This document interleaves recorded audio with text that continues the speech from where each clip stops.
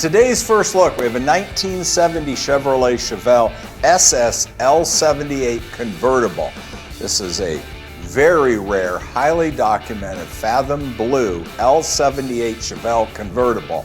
It is powered by the matching numbers L78 396 375 horsepower V8 mated to an M20 4-speed manual transmission, 12-bolt rear end in the back. It also has a comprehensive frame-off restoration.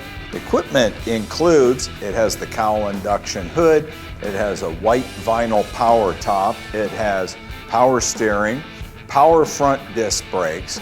The interior is optioned with bucket seats, the console, beautiful blue color on the interior matching the outside. Documentation includes the restoration receipts, 2 build sheets, the Protecto Plate warranty booklet, and the Chevelle certificate from the L78 registry.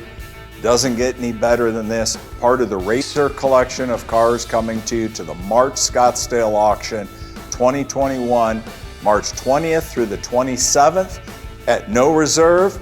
You can bid on phone, you can bid in person. It's going to be spectacular. See you there.